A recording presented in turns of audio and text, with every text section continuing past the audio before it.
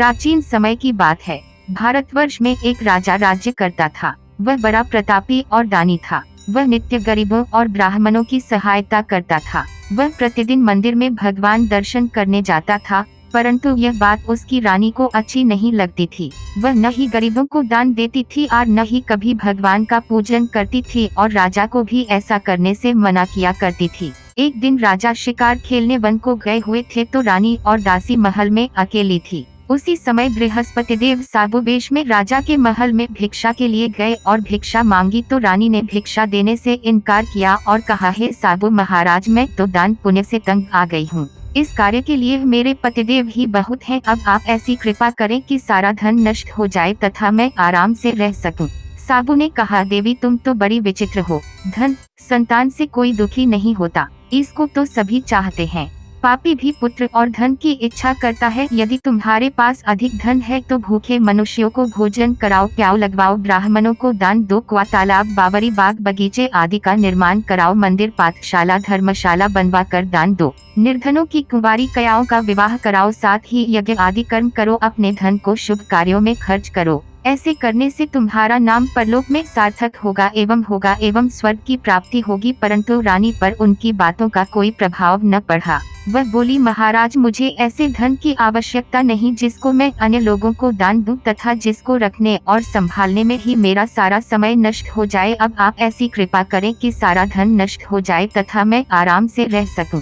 साबु ने उत्तर दिया, यदि तुम्हारी ऐसी इच्छा है तो जैसा मैं तुम्हें बताता हूँ तुम वैसा ही करना। बृहस्पतिवार को घर को गोबर से लीपना, अपने केसों को पीली मिट्टी से धोना, केसों को धोते समय स्नान करना, राजा से कहना वे हजामत बनवाए, भोजन में मांस मदिरा खाना, कपड़ा धोबी के यहाँ धुलने डालना। ऐसा करने से 7 बृहस्पतिवार में तुम्हारा सारा धन नष्ट हो जाएगा। इतना कहकर वह साबु महाराज वहाँ से अंतर्धान हो गए। जैसे वह साबु कह कर गए थे, रानी ने वैसा ही किया। 3 बृहस्पतिवार ही बीते थे कि उसका समस्त धन संपत्ति नष्ट हो गया और भोजन के लिए दोनों तरसने लगे, सांसारिक भोगों से दुखी रहने लगे। तब वह राजा रानी से कहने लगा कि तुम यहाँ पर रहो, मैं दूसरे देश में जाऊँ, क्योंकि यहाँ पर मुझे सभी जानते हैं, इसलिए कोई कार्य नहीं कर सकता। देश चोरी परदेश भिक्षा बराबर है। ऐसा कहकर राजा परदेश चला गया। वहाँ जंगल को जाता और लकड़ी काट कर लाता और शहर में बेचता। इस तरह जीवन व्यतीत करने लगा। इधर राजा के बिना रानी और दासी दुखी रहने लगी। किसी दिन भोजन मिलता और किसी दिन जल पीकर ही रह जाती। एक समय जब रानी और दासियों को 7 दिन बिना भोजन के रहना पड़ा तो रानी ने अपनी दासी से कहा, हे दासी, पास ही के नगर में मेरी बहन रहती है, वह बड़ी धनवान है, तू उसके पास जा आ और 5 सेर बेझर मांग कर ले आ, ताकि कुछ समय के लिए थोड़ा बहुत गुजर बसर हो जाए। दासी रानी की बहन के पास गई। उस दिन बृहस्पतिवार था। रानी का बहन उस समय बृहस्पतिवार की कथा सुन रही थी। दासी ने रानी की बहन को अपनी रानी का संदेश दिया, लेकिन रानी की बहन ने कोई उत्तर नहीं दिया। जब दासी को रानी की बहन से कोई उत्तर नहीं मिला तो वह बहुत दुखी हुई। उसे क्रोध भी आया। दासी ने वापस आकर रानी को सारी बात बता दी। सुनकर रानी ने कहा कि है दासी, इसमें उसका कोई दोष नहीं है। जब बुरे दिन आते हैं तब कोई सहारा नहीं, अच्छे बुरे का पता विपत्ति में ही लगता है। जो ईश्वर की इच्छा होगी वही होगा। यह सब हमारे भाग्य का ही दोष है। यह सब कहकर रानी ने अपने भाग्य को कोसा। उधर रानी की बहन ने सोचा कि मेरी बहन की दासी आई थी, परंतु मैं उससे नहीं बोली, इससे वे बहुत दुखी हुई होगी। कथा सुनकर और पूजन समाप्त कर वे अपनी बहन के घर गई और कहने लगी, हे बहन, मैं बृहस्पतिवार का व्रत कर रही थी। तुम्हारी दासी गई, परंतु जब तक कथा होती है तब तक न उठते हैं और न बोलते हैं, इसीलिए मैं नहीं बोली। कहो दासी क्यों आई थी? रानी बोली, बहन, हमारे घर अनाज नहीं था। ऐसा कहते कहते रानी की आंखें भर। उसने दासियों समेत 7 दिन तक भूखा रहने की बात भी अपनी बहन को बता दी। इसीलिए मैंने दासी को तुम्हारे पास 5 सेर बेझर लेने के लिए भेजा था। रानी की बहन बोली, बहन देखो, बृहस्पति देव भगवान सबकी मनोकामना पूर्ण करते हैं।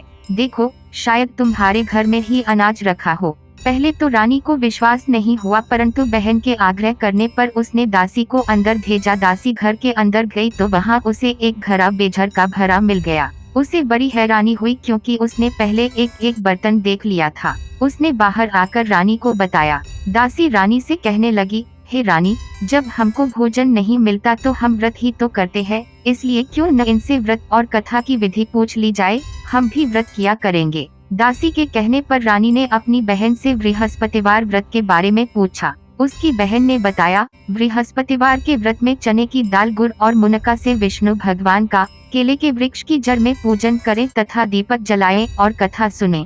उस दिन एक ही समय भोजन करें, भोजन पीले खाद्य पदार्थ का करें। इससे गुरुवार भगवान प्रसन्न होते हैं, अन्न, पुत्र, धन देते हैं, मनोकामना पूर्ण करते हैं। व्रत और पूजन की विधि बताकर रानी की बहन अपने घर लौट आई। रानी और दासी दोनों ने निश्चय किया कि बृहस्पति देव भगवान का पूजन जरूर करेंगे। 7 रोज बाद जब बृहस्पतिवार आया तो उन्होंने व्रत रखा। गुड़शाल में जाकर चना और गुड़ बीन लाई तथा उसकी दाल से केले की जड़ तथा विष्णु भगवान का पूजन किया। अब पीला भोजन कहाँ से आए? दोनों बड़ी दुखी हुई, परंतु उन्होंने व्रत किया था इसलिए बृहस्पति देव भगवान प्रसन्न थे। एक साधारण व्यक्ति के रूप में वे 2 थालों में सुंदर पीला भोजन लेकर आए और दासी को देकर बोले, हे दासी, यह भोजन तुम्हारे लिए और तुम्हारी रानी के लिए है, इसे तुम दोनों ग्रहण करना। दासी भोजन पाकर बहुत प्रसन्न हुई। उसने रानी से कहा, चलो रानी, भोजन कर लो, परंतु रानी को भोजन आने के बारे में कुछ भी नहीं पता था, इसलिए उसने कहा कि जा तू ही भोजन कर, क्योंकि तू व्यर्थ में हमारी हंसी उड़ाती है। तब दासी ने कहा, एक व्यक्ति भोजन दे गया है। तब रानी ने कहा, वे व्यक्ति तेरे लिए ही भोजन दे गया है, तू ही भोजन कर। तब दासी ने कहा, वे व्यक्ति हम दोनों के लिए 2 थालों में सुंदर पीला भोजन दे गया है, इसलिए मैं और आप दोनों ही साथ साथ भोजन करेंगे। यह सुनकर रानी बहुत प्रसन्न हुई। फिर दोनों ने गुरुवार भगवान को नमस्कार कर भोजन प्रारंभ किया। उसके बाद से वे प्रत्येक बृहस्पतिवार को गुरुवार भगवान का व्रत और पूजन करने लगी। बृहस्पतिवार भगवान की कृपा से उनके पास धन हो गया, परंतु रानी फिर पहले की तरह आलस्य करने लगी। तब दासी बोली, देखो रानी, तुम पहले भी इस प्रकार आलस्य करती थी, तुम्हें धन के रखने में कष्ट होता था, इस कारण सभी धन नष्ट हो गया। अब गुरुवार भगवान की कृपा से धन मिला है तो फिर तुम्हें आलस्य होता है। बड़ी मुसीबतों के बाद हमने यह धन पाया है, इसलिए हमें दान पुण्य करना चाहिए। अब तुम भूखे मनुष्यों को भोजन कराओ, प्याऊ लगवाओ, ब्राह्मणों को दान दो, कुआं, तालाब, बावरी, बाग, बगीचे आदि का निर्माण कराओ, मंदिर, पाठशाला, धर्मशाला बनवा कर दान दो, निर्धनों की कुंवारी कयाओं का विवाह कराओ, साथ ही यज्ञ आदि कर्म करो, अपने धन को शुभ कार्यों में खर्च करो, जिससे तुम्हारे कुल का यश बढ़े तथा स्वर्ग प्राप्त हो और पितर प्रसन्न हो। दासी की बात मानकर रानी शुभ कर्म करने लगी, उसका यश फैलने लगा। एक दिन रानी और दासी आपस में विचार करने लगी कि न जाने राजा किस दशा में होंगे, उनकी कोई खोज खबर भी नहीं है। उन्होंने श्रद्धा पूर्वक गुरुवार, बृहस्पतिवार भगवान से प्रार्थना की कि राजा जहाँ कहीं भी हो शीघ्र वापस आ जाए। उसी रात्रि को बृहस्पति देव ने राजा को स्वप्न में कहा कि हे राजा उठ, तेरी रानी तुझको याद करती है, अपने देश को लौट जा। राजा प्रातः काल उठा और जंगल से लकड़ी काटने के लिए जंगल की ओर चल पड़ा। जंगल से गुजरते हुए विचार करने लगा कि न जाने उसे क्यों इतने दुख भोगने पड़े। राजपाट छोड़कर जंगल में आकर रहना पड़ा। जंगल से लकड़ी काटकर शहर में बेचकर गुजारा करना पड़ा और अपनी दशा को याद करके व्याकुल होने लगा। उसी समय राजा के पास बृहस्पति देव साधु के वेश में आकर बोले, हे लकड़हारे, तुम इस सुनसान जंगल में किस चिंता में बैठे हो, मुझे बतलाओ। यह सुन राजा के नेत्रों में जल भर आया। साधु की वंदना कर राजा ने अपनी संपूर्ण कहानी सुना दी। महात्मा दयालु होते हैं। वे राजा से बोले, हे राजा, तुम्हारी पत्नी ने बृहस्पति देव के प्रति अपराध किया था, जिसके कारण तुम्हारी यह दशा हुई। अब तुम चिंता मत करो, भगवान तुम्हें पहले से अधिक धन देंगे। देखो, तुम्हारी पत्नी ने बृहस्पतिवार का व्रत प्रारंभ कर दिया है। अब तुम भी बृहस्पतिवार के व्रत में चने की दाल, गुड़ और मुनक्का से विष्णु भगवान का केले के वृक्ष की जड़ में पूजन करें तथा दीपक जलाएं और कथा सुने। उस दिन एक ही समय भोजन करें, भोजन पीले खाद्य पदार्थ का करें। भगवान तुम्हारी सब कामनाओं को पूर्ण करेंगे। साधु की बात सुनकर राजा बोला, हे प्रभु, लकड़ी बेचकर तो इतना पैसा भई नहीं बचता जिससे भोजन के उपरांत कुछ बचा सकूं। मैंने रात्रि में अपनी रानी को व्याकुल देखा है। मेरे पास कोई साधन नहीं जिससे उसका समाचार जान सकूं। फिर मैं कौन सी कहानी कहूं, यह भी मुझको मालूम नहीं है। साधु ने कहा, हे राजा, मन में बृहस्पतिवार भगवान के पूजन व्रत का निश्चय करो, वे स्वयं तुम्हारे लिए कोई राह बना देंगे। बृहस्पतिवार के दिन तुम रोजाना की तरह लकड़ियां लेकर शहर में जाना। तुम्हें रोज से दुगुना धन मिलेगा, जिससे तुम भली भांति भोजन कर लोगे तथा बृहस्पति देव की पूजा का सामान भी आ जाएगा। जो तुमने बृहस्पतिवार की कहानी के बारे में पूछा है वे इस प्रकार है।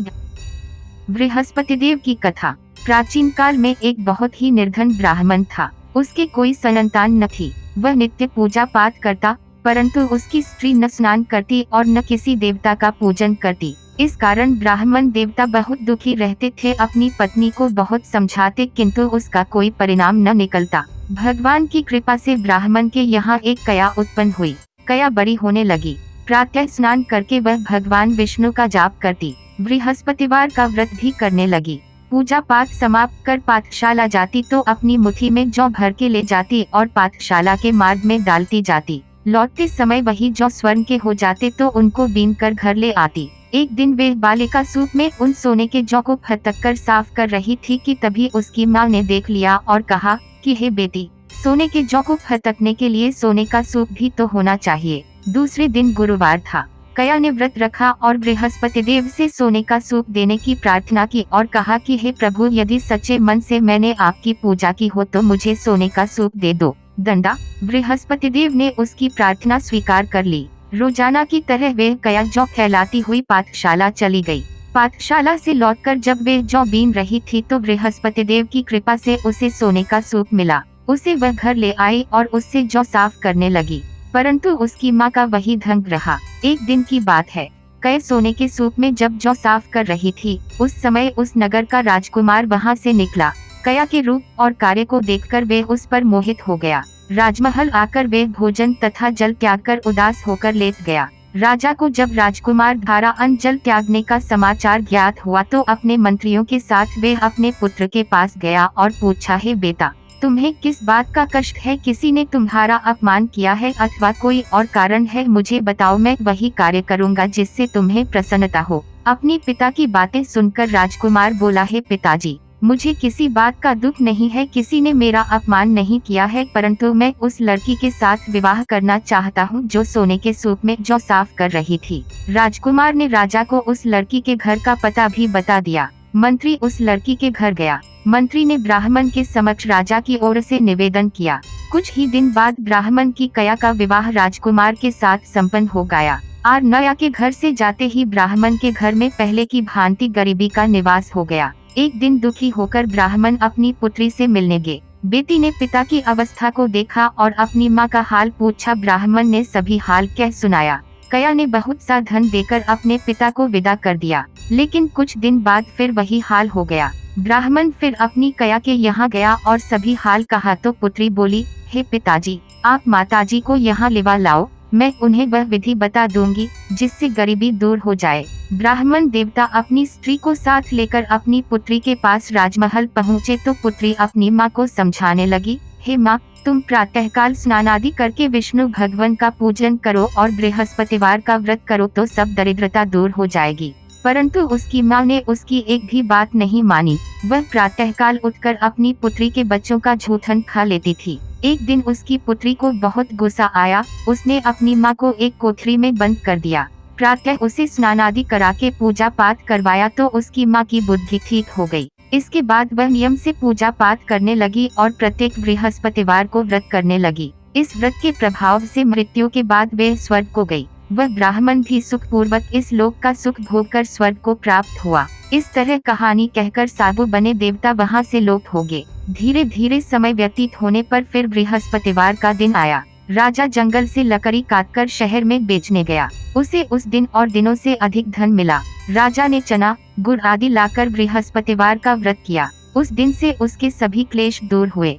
परंतु जब अगले गुरुवार का दिन आया तो वे बृहस्पतिवार का व्रत करना भूल गया। इस कारण बृहस्पतिवार भगवान नाराज हो गए। उस दिन उस नगर के राजा ने विशाल यज्ञ का आयोजन किया था तथा अपने समस्त राज्य में घोषणा करवा दी कि सभी मेरे यहाँ भोजन करने आवें।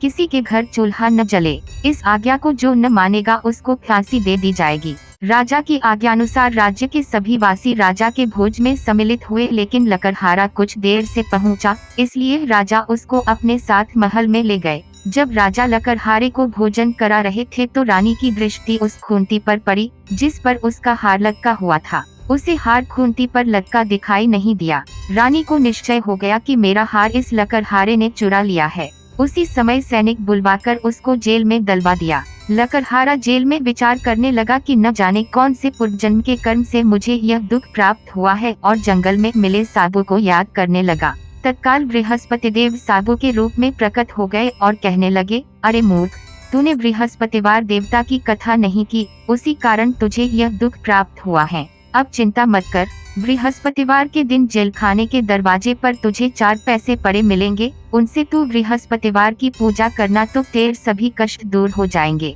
अगले बृहस्पतिवार उसे जेल के द्वार पर 4 पैसे मिले। राजा ने पूजा का सामान मंगवाकर कथा कही और प्रसाद बांटा। उसी रात्रि में बृहस्पति देव ने उस नगर के राजा को स्वप्न में कहा, हे राजा, तूने जिसे जेल में बंद किया है उसे कल छोड़ देना, वह निर्दोष है। वह एक राजा है, रानी का हार उसी खूंटी पर लटका हुआ है। अगर तू ऐसा नहीं करेगा तो मैं तेरे राज्य को नष्ट कर दूंगा। राजा प्रातःकाल उठा और खूंटी पर हार टंगा देखकर लकड़हारे को बुलाकर क्षमा मांगी तथा राजा के योग्य सुंदर वस्त्र आभूषण भेंट कर उसे विदा किया। गुरुदेव की आज्ञानुसार राजा अपने नगर को चल दिया। राजा जब नगर के निकट पहुंचा तो उसे बड़ा ही आश्चर्य हुआ। नगर में पहले से अधिक बाग, तालाब और कुएं तथा बहुत सी धर्मशालाएं, मंदिर आदि बने हुए थे। राजा ने पूछा कि यह किसके बाग और धर्मशाला और मंदिर है। तब नगर के लोग कहने लगे कि यह सब रानी और दासी द्वारा बनवाए गए हैं।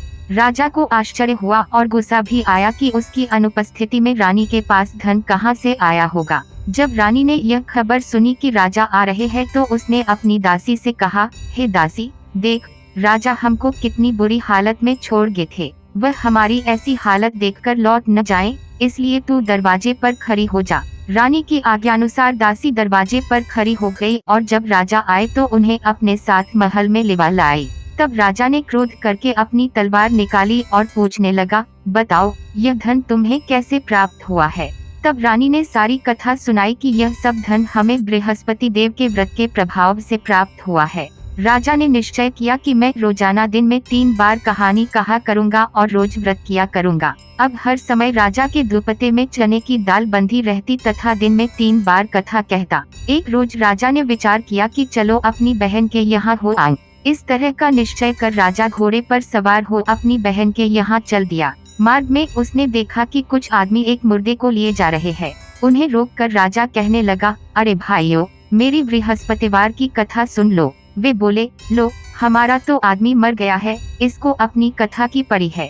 परंतु कुछ आदमी बोले, अच्छा कहो, हम तुम्हारी कथा भी सुनेंगे। राजा ने दाल निकाली और कथा कहनी शुरू कर दी। जब कथा आधी हुई तो मुर्दा हिलने लगा और जब कथा समाप्त हुई तो राम राम करके वे मुर्दा खड़ा हो गया। राजा आगे बढ़ा। उसे चलते चलते शाम हो गई। आगे मार्ग में उसे एक किसान खेत में हल चलाता मिला। राजा ने उससे बृहस्पतिवार की कथा सुनने को कहा तो वो बोला, जब तक मैं तेरी कथा सुनूंगा तब तक 4 हरया जोत लूंगा, जा अपनी कथा किसी और को सुनाना। राजा आगे चल पड़ा। राजा के हत्ते ही बैल पछाड़ खाकर गिर गए तथा किसान के पेट में बहुत जोर से दर्द होने लगा। उसी समय किसान की माँ रोटी लेकर आई। उसने जब देखा तो अपने पुत्र से सब हाल पूछा। बेटे ने सभी हाल बता दिया। बुढ़िया दौड़ दौड़ी उस घुड़सवार के पास पहुंची और उससे बोली, मैं तेरी कथा सुनूंगी, तू अपनी कथा मेरे खेत पर ही चलकर कहना। राजा ने लौटकर बुढ़िया के खेत पर जाकर कथा कही, जिसके सुनते ही बैल खड़े हो गए तथा किसान के पेट का दर्द भी बंद हो गया।